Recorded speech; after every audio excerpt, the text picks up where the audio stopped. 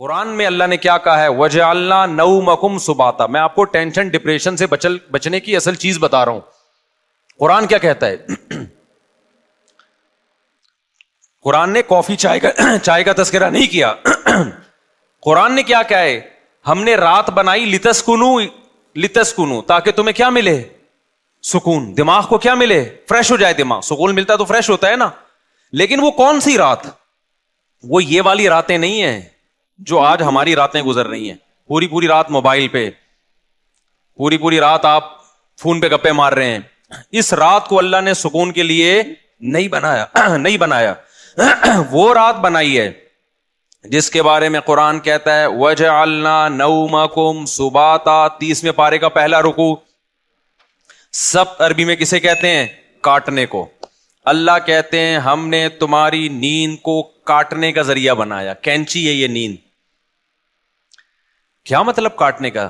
آپ کا جو اس دنیا سے کنیکشن ہے نا، جو تاریں گئی ہیں جہاں سے اس دنیا کے سگنل آپ کے دماغ میں آ رہے ہیں، نیند ان سگنل کو کیا کر دیتی ہے؟ اس تاروں کو کیا کر دیتی ہے؟ کاٹ دیتی ہے. دیکھو ایک آسان مثال سے بات سمجھاتا ہوں.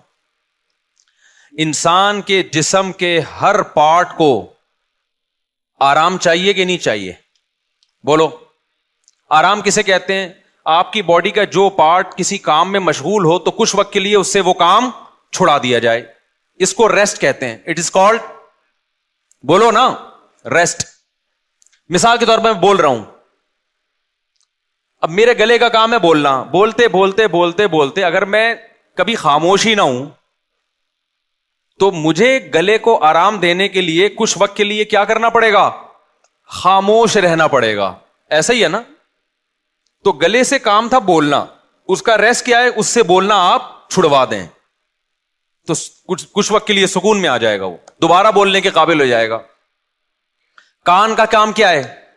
سننا. ہر وقت سنتے آدمی کہتا ہے بند کر یار اس کو، تھک جاتا ہے نا کان کہ یار تھوڑی دیر سکون کا ماحول چاہیے، کچھ نہیں سننا ہم نے. ٹانگوں کا کام کیا ہے؟ ابے بولو نا. چلنا. چلتے ایک وقت آتا ہے آپ کہتے ہیں یار بیٹھ جاؤ یار، کچھ دیر ریسٹ کر لو، لیٹ جاؤ، کچھ آرام دے دو. تو ٹانگوں سے چلنا چھڑوا دینا یہ ٹانگوں کا ریسٹ ہے. ایسے ہے یا نہیں ہے؟ جم میں آپ جاتے ہو، وزن اٹھا رہے ہو، 3 سیٹ لگا لیے، 4 سیٹ لگا لیے، اب نہیں اٹھا جا رہا تو آپ کا ٹرینر آپ کو کیا کہے گا؟ بھائی اب بازو کو تھوڑی دیر کیا دے دے؟ ریسٹ دے دے. جو کام میں مشغول تھا اس سے وہ کام چھڑوا دے. اب دیکھو یہ سارے کام جو ہماری باڈی کر رہی ہوتی ہے، ان کو چھوڑنے کا آرڈر دماغ دیتا ہے. دماغ کہتا ہے چلنا بند کر دو، دماغ کہتا ہے سننا بند کر دو، دماغ کہتا ہے بولنا بند کر دو. دماغ کا اپنا کام کیا ہے؟ دماغ کا ریسٹ کیسے ہوگا؟ دماغ کا کام ہے سوچنا. کیا خیال ہے بھائی؟ اگر آپ لوگ سوچ رہے ہو تو سمجھ میں آئے گا کہ دماغ کا کیا کام ہے؟ سوچنا. مجھے آپ بتاؤ دنیا میں کوئی مائی کا لال ایسا پیدا ہوا ہے جو دماغ کو کہہ کے سوچنا بند کر دے؟ دماغ کو آرڈر کون دے گا؟ ہائے ہائے ہائے، آپ چل رہے ہو، ٹانگوں کو کون آرڈر دے گا کہ رک جاؤ؟ اتنا تو میرا خیال ہے جنرل نالج کا سوال ہے، یہ تو کوئی معاشرتی علوم کا سوال نہیں پوچھا میں نے. ٹانگوں کو کون آرڈر دیتا ہے کہ رک جاؤ؟ دماغ آرڈر دیتا ہے، تبھی ہم بریک لگا لیتے ہیں. میں بول رہا ہوں بولتے تھک گیا تو میرے گلے کو کون آرڈر دے گا کہ رک جاؤ؟ دماغ آرڈر دے گا. اس سے پتہ چلتا ہے آرڈر دینے والا ہمیشہ اس سے سپیریئر ہوتا ہے. آپ کی باڈی کا جو پارٹ ہے نا، کوئی بھی پارٹ، اس کو آرڈر دے گا بادشاہ. وہ کون ہے؟ وہ دماغ ہے. پھر یہ اس کی بات مانے گا، رک جائے گا. کیونکہ ہمارے ٹانگوں کے پاس سوچنے کے لیے دماغ نہیں ہے، وہ خود نہیں رکیں گی، ان کو آرڈر اوپر سے آئے گا. لیکن دماغ کو آرڈر کون دے گا کہ سوچنا بند کر دے؟ نہیں ہے یہ بات. دماغ آرڈر نہیں دے سکتا. دماغ کے لیے کوئی اوپر کی چیز ہو جو دماغ کو آرڈر دے کہ سوچنا بند کر دے. کیونکہ دماغ جب اپنے آپ کو آرڈر دے گا کہ سوچنا بند کر دے تو اس کے لیے دماغ سوچے گا، تو سوچنے کا عمل کم نہیں ہوگا بلکہ سوچنے کا عمل بڑھ جائے گا. ابے کیسے سمجھاؤں مجھے بتاؤ یار. کامن سینس کی بات کر رہا ہوں یا نہیں کر رہا؟ کافی پی کے آئے ہیں کہ نہیں آئے ہیں؟ مجھے یہ بات بتاؤ. اگر کافی کی عادت نہیں ہے نا, پھر بغیر پیے بھی دماغ فریش ہوگا. اگر عادت پڑ چکی ہے تو ایک ایک کپ آپ کو پلانا پڑے گا, اس کے بغیر کھوپڑی میں بات نہیں آئے گی. یہ نقصان ہے کافی کا. پھر بھی ہم کہتے ہیں پی لو, ہمیں بھی کبھی دماغ کھوپڑی کام نہیں کر رہی ہوتی, 2 چسکے ہم بھی لگا لیتے ہیں. ٹھیک ہے, پیدا تو اسی سوسائٹی میں ہوئے ہیں نا, فضائل نہیں بیان کرتے ہم. اچھا خیر, تو اب دماغ کا کام کیا ہے؟ دماغ کو سکون ایسے ملے گا, سوچنا چھوڑ دے. اب آپ کیا کرو گے؟ اب آپ بیٹھ گئے, ٹانگوں کو آرڈر دیا رک جاؤ, ٹانگیں رک گئیں. کمر تھک گئی ہے بیٹھے بیٹھے, کمر کو آرڈر دیا بھائی لیٹ جا, لیٹ گئے بھائی. اب دماغ تھک گیا آپ کا, اب آپ دماغ کو آرڈر دے رہے ہو سوچنا بند کر دے. دماغ کا باپ بھی سوچنا بند نہیں کرے گا, بلکہ اور سوچے گا. تبھی تو اوور تھنکنگ کی ایک بیماری ہے نا. لوگ کہتے ہیں ہم جب سونے کے لیے لیٹتے ہیں تو اس وقت تو بالکل ہی نیند اڑ جاتی ہے ہماری. ویسے چلتے پھرتے رہیں گے, نیند آئے گی, بیٹھے ہوئے نیند آ رہی ہے, سونے کے لیے لیٹے اور نیند کے علاوہ اب سب کچھ آنا شروع, کیونکہ دماغ اب نیند کے بارے میں سوچنا شروع کر دیتا ہے کہ سو تو نہیں سویا, صبح دیر ہو جائے گی, دماغ خراب ہوگا, یہ ہوگا. اس سے نیند آنے کے بجائے کیا ہوتی ہے, اس ٹینشن سے نیند اور اڑتی ہے. سمجھ میں آ رہی ہے بات؟ تو اس کا حل اللہ نے کیا رکھا ہے؟ اللہ نے کہا یہ تمہارے بس میں نہیں ہے کہ تم سو جاؤ, کیونکہ تمہارے پاس جو سب سے پاورفل پارٹ ہے نا وہ دماغ ہے. اس دماغ کے کنٹرول میں نے تمہارے سارے پارٹ دے دیے ہیں. دماغ کس کے کنٹرول میں ہے؟ وہ میرے کنٹرول میں ہے. وہ کسی کا باپ بھی نہیں سلا سکتا جب تک میں نہیں چاہوں گا. لہذا تم نے کیا کرنا ہے؟ سونے کے اسباب اختیار کرنے ہیں. سونا تمہارے بس میں نہیں ہے. اسباب کے بتی بجھا دی, لیٹ گئے, سکون کا ماحول ہو گیا, پنکھا چلا دیا, یا نیند کی گولی کھا لی, بہت زیادہ ہو گیا تو یہی ہوگا نا. تو اس سے نیند کی گولی بھی آپ کو یاد رکھو سلاتی نہیں ہے. وہ کیا کرتی ہے, آپ کے جو پٹھے ہیں ان کو ریلیکس کر دے گی, خیالات کو مجتمع کر دے گی. نیند ڈاکٹر کہتے ہیں کہ نیند خود سے آتی ہے انسان کو, کوئی دوا نہیں لاتی نیند. دوا یہی ہے کہ وہ اسباب پیدا کر دیتی ہے, اس کے سکون کے اسباب پیدا کر دیتی ہے. لیکن دوا ڈائریکٹ نیند لانے والی اب تک کوئی دوا میری معلومات کے مطابق ایجاد نہیں ہوئی, جو ڈاکٹر کہتے ہیں. تو اب کیا ہوتا ہے؟ اب اللہ تعالیٰ بیچ میں آتے ہیں. اللہ تعالیٰ کہتے ہیں وَجَعَلْنَا نَوْمَكُمْ سُبَاتًا, تم اسباب اختیار کرتے ہو, لیٹ جاتے ہو. ہم کیا کرتے ہیں؟ تمہاری نیند, ایک کینچی لے کر آتے ہیں ہم, کیونکہ ہم جو سوچنا بند نہیں کر رہے نا, وجہ اس کی کہ ہمارے دماغ کا اس دنیا سے کنیکشن ہے. یہ کنیکشن جب تک ختم نہیں ہوگا اس وقت تک آپ سوچنا بند نہیں کر سکتے. آپ جب سونے کے لیے لیٹے, دن بھر کے خیالات ہیں, ابے یہ آیا تھا, یہ ہوا تھا, دوسری شادی, تیسری شادی, میرے بیان کسی نے سنے ہو, ٹھیک ہے نا, شادی نہیں ہو رہی یا ہو گئی ہے تو مصیبت. میرے جس نے بھی بیان سنے ٹینشن میں, وہ بھی ٹینشن میں جس کی نہیں ہو رہی, اور جس کی ہو گئی ہے وہ اس سے بڑی ٹینشن میں کہ یار یہ میں کیا کر بیٹھا ہوں. تو ٹینشنوں میں اور یہ اور وغیرہ وغیرہ 20 قسم کے آپ نکالتے چلے جاؤ دماغ سے. نہیں, اللہ کہتے ہیں میری قدرت کام کرتی ہے. میں کیا کرتا ہوں, اس کے جو لنک ہے نا, جتنے جہاں سے لیڈ آ رہی ہے اس کو, یہ دنیا سے آ رہی ہے نا, یہاں سے اس کے دماغ کا میں کنیکشن کیا کر دیتا ہوں, ساری تاریں, پاور ہی ختم ہو گئی. ارے میرے بھائی, بچہ کمپیوٹر پہ بیٹھا ہو, ہل کے نہ دے رہا ہو, پولیس بلا لی, بیٹا ہٹ جا یہاں سے, نہیں ہل رہا ہو, تو آخری حل آپ کے پاس کیا ہے, وہاں سے پاور کھینچ دو, پاور ہی نکال دو, ایسی کی تیز تار ہی کاٹ دو بیچ میں سے. اب چلے گا؟ اب پہیہ لگا کے تو چلے گا, ویسے نہیں چلے گا کمپیوٹر. تو اللہ میاں بھی کہتے ہیں وَجَعَلْنَا نَوْمَكُمْ سُبَاتًا, ہم نے تمہاری نیند کو دماغ اور اس دنیا کے کنیکشن کا کاٹنے والا, یہ نیند ایک کینچی ہے جو کیا کرتی ہے, تمہارے دماغ کا اس دنیا سے کنیکشن ختم. اصل بات جو میں بتانا چاہ رہا تھا, اللہ قرآن میں کیا کہتا ہے کہ تمہیں سکون دماغ کو اس وقت ملے گا جب کافی پیو گے, نہ چائے پینے سے, نہ چرس پینے سے, ہیروئن پینے سے, نہ دماغ کے سکون کے لیے اللہ نے نیند بنائی ہے. اور وہ والی نیند جو تمہارا اس دنیا سے کنیکشن ختم کر دے. کیونکہ ہم نے بہت سے لوگوں کو دیکھا ہے سو رہے ہوتے لیکن سب پتا ہوتا ہے کہ کیا ہو رہا ہے. اس کا مطلب ان کی نیند نہیں ہوتی ہے. گھوڑے بیچ کے سونے والی نیند کا اللہ ذکر کر رہا ہے قرآن میں. آپ دیکھ لو نا آج کل جو نیندیں ہو رہی ہیں, سو رہے ہیں اور سب سن بھی رہے ہیں کہ ہو کیا رہا ہے, بیگم کیا باتیں کر رہی ہے, کس کی غیبتیں کر رہی ہے, گھر میں ساس کتنے دن سے آگے ٹھہری ہوئی ہے, جا کیوں نہیں رہی ہے, مہنگائی بڑھ رہی ہے, اسٹیبلشمنٹ نے یہ کیا کر دیا اور فلانے نے یہ کیا کر دیا اور مہنگائی کو یہ کیوں ہو گیا وغیرہ وغیرہ 20 قسم کے مسائل، اور سو بھی رہا ہے. ذرا سی بات کرو تو کہتے ہیں کیا. اچھا سوتے سوتے بتا رہا ہوتا ہے چپ ہو جاؤ میں سو رہا ہوں. ابے تجھے پتا کیسے چلا اگر تو سو رہا ہے بھائی. کہتا ہے چپ ہو جاؤ میں کیا کر رہا ہوں، سو رہا ہوں. میں ایک دفعہ سو رہا تھا، گھر والوں نے مجھے اٹھایا کہ دروازے پہ کوئی ہے، تو میں نے کہا مجھے اٹھایا کیوں، کیا نیند خراب نہ ہو جائے نا. میں نے کہا نیند تو ہو گئی خراب، نیند تو ہو گئی خراب. تو گھوڑے بیچ کے سونا، غرق ہو کے سونا، بے ہوش ہو کے سونا، یہ والا سونا کون سا سونا ہے جس کو اللہ نعمت قرار دے رہا ہے اور جو دماغی سکون کا ذریعہ ہے. آج کل یہ والا سونا مارکیٹ سے شارٹ. کیوں شارٹ ہے؟ اس میں ہمارے اپنے گناہ بھی ہیں. اب یہ میرا ٹاپک نہیں ہے لیکن غصے پر کچھ 2 ہفتے سے بیان چل رہا تھا نا، تو اس کو بھی لگا دیتا ہوں اسی کے ساتھ. میں نے بتایا تھا نا آج کل جو ہر آدمی توے پہ بیٹھا ہوتا ہے نا غصے میں، اس کی ایک بہت بڑی وجہ کیا ہے؟ نیند پوری نہ ہونا. لوگ کہتے ہیں ہم تو 7-7 گھنٹے سو رہے ہیں. بھائی آپ سو تھوڑی رہے ہیں، 7-7 گھنٹے آپ سونے کی کوشش میں لگے ہوئے ہیں.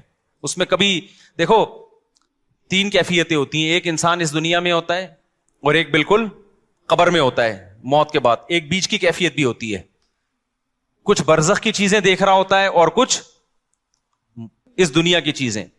قرآن سے پتا چلتا ہے یہ ایک بیچ کی کیفیت ہوتی ہے جس میں کچھ یہاں کچھ وہاں. بالکل نیند میں بھی ایسا ہی ہے. اللہ نے نیند کو موت سے تشبیہ دی ہے. نیند میں بھی ایسا ہی ہے، یا تو آپ پورے جاگے ہوئے ہیں جیسے بھی بیٹھے ہوئے ہیں، یا آپ پورے سو رہے ہوتے ہیں. آپ کا اس دنیا سے کوئی رابطہ نہیں ہوتا، کچھ پتہ ہی نہیں ہوتا کون رو رہا ہے کون ہنس رہا ہے، سردی ہے گرمی ہے خزاں ہے طوفان آ رہا ہے نہیں آ رہا.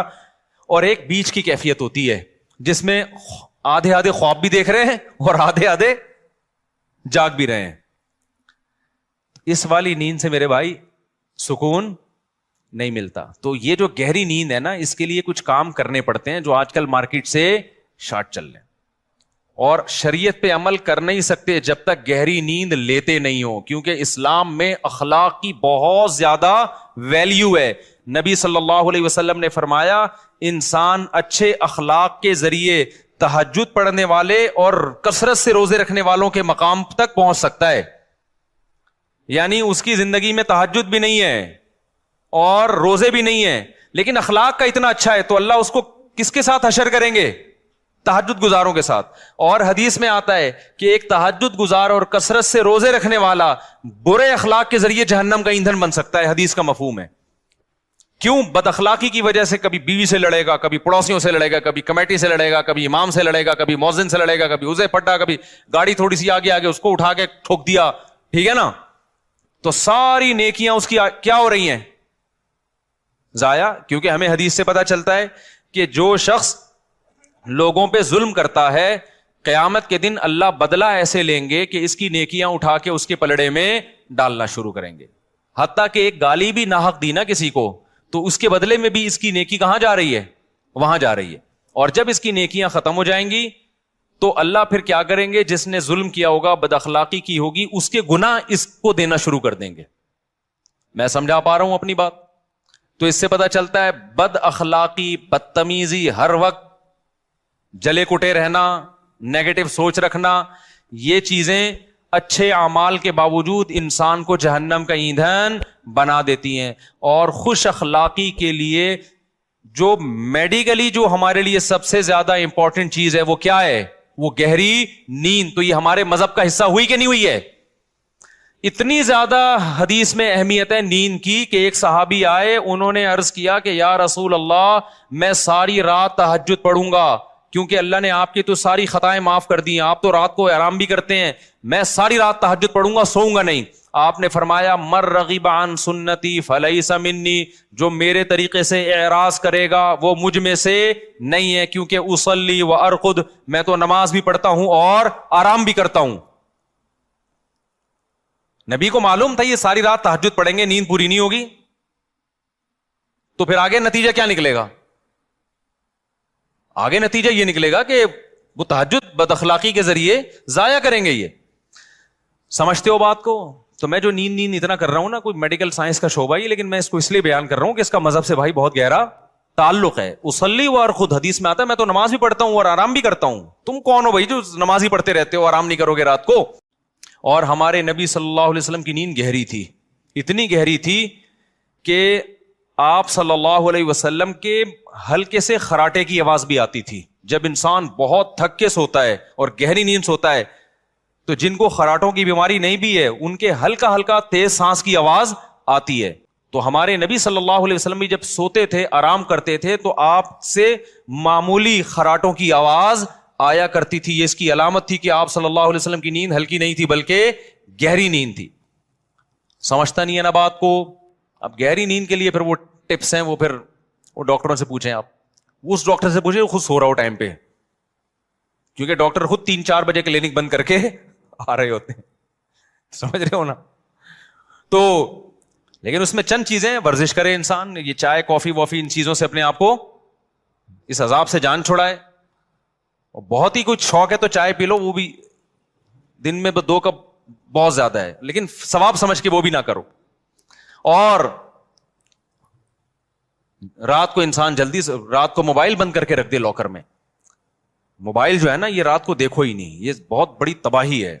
سو جاؤ رات کو, صبح 2 بجے 3 بجے اڑ جاؤ, اس کے بعد نماز پڑھو, تلاوت کرو, اللہ سے دعا مانگو, پھر موبائل دیکھ لو بیٹھ کے. بھائی کوئی مفید چیز اگر آپ نے دیکھنی ہے, کوئی جنرل نالج کی چیز دیکھنی ہے, کسی کا ولاگ دیکھنا ہے کہ میں بیت الخلاء میں بیٹھا ہوا ہوں کیسا لگ رہا ہوں, ٹھیک ہے نا, اس طرح بھی ولاگ بھی ایسے آ رہے ہیں کہ بس جو اٹرم پٹرم اٹھا کے ڈال دو. بس میں جا رہا ہوں, میں نانی کے جا رہا ہوں, میں خالہ کے جا رہا ہوں, میں پپو کے جا رہا ہوں. تو جا رہا ہے بھائی, تو ساری دنیا جاتی ہے, تو پہلی دفعہ تھوڑی جا رہا ہے.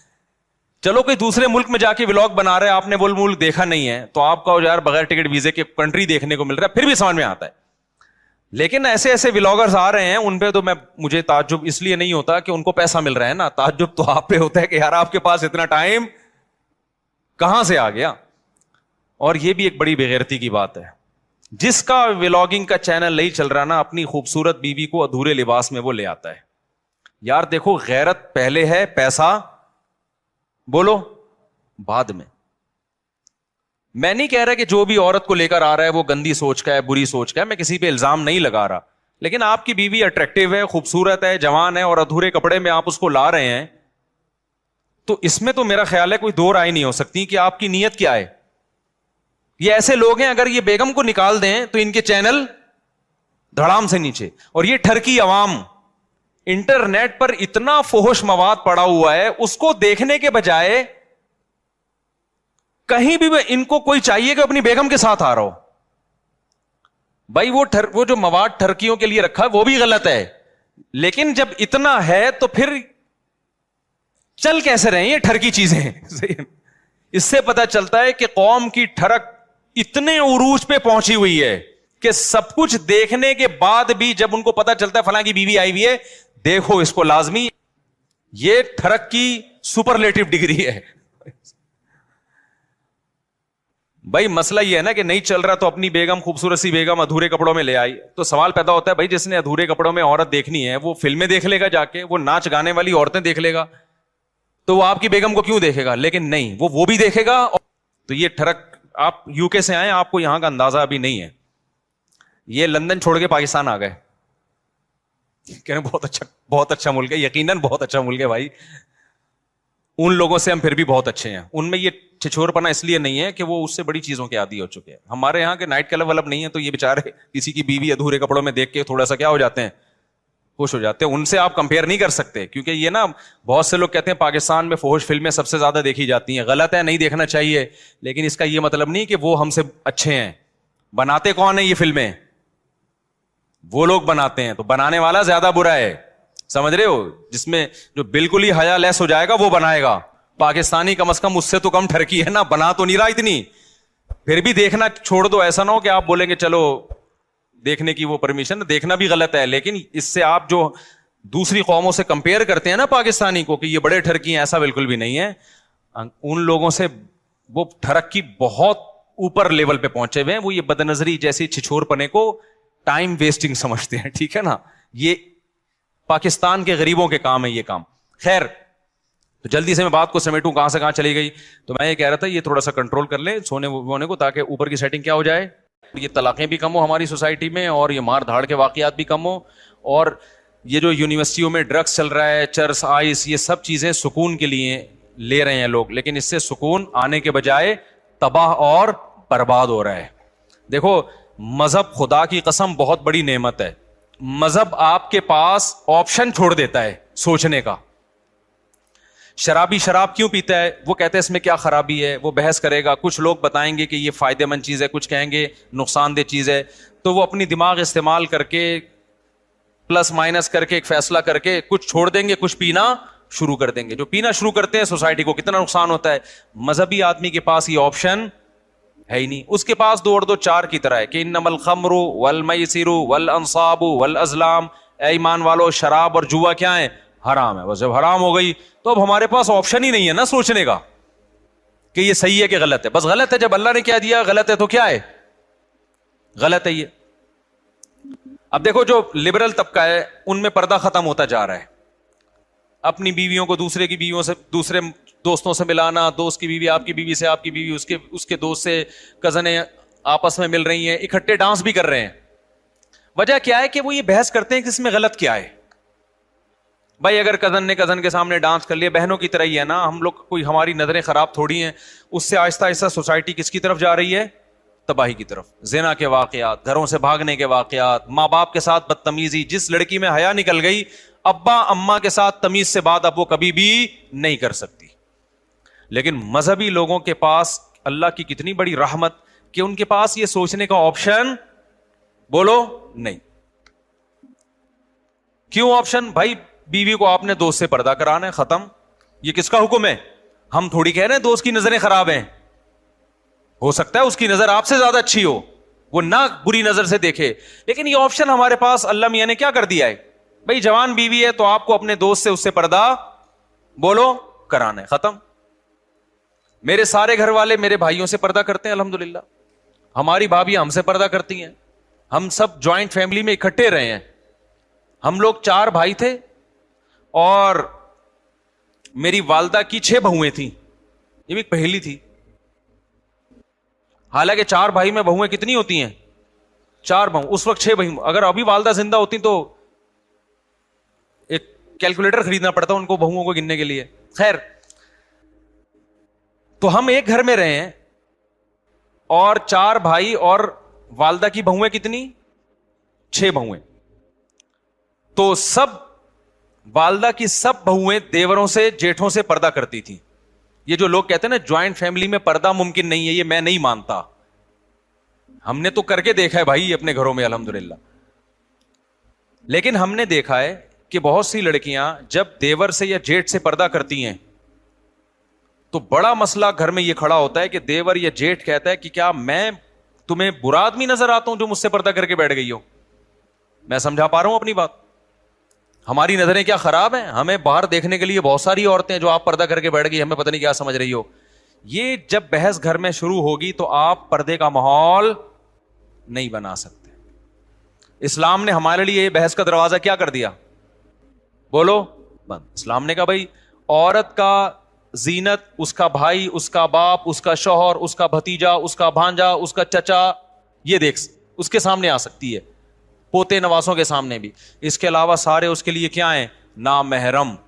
اب اس کا تعلق اس سے نہیں ہے کہ دیور جیٹ کی نظر اچھی ہے یا گندی ہے. بھائی اللہ کا حکم ہے بھابی نے دیور سے پردہ کرنا ہے.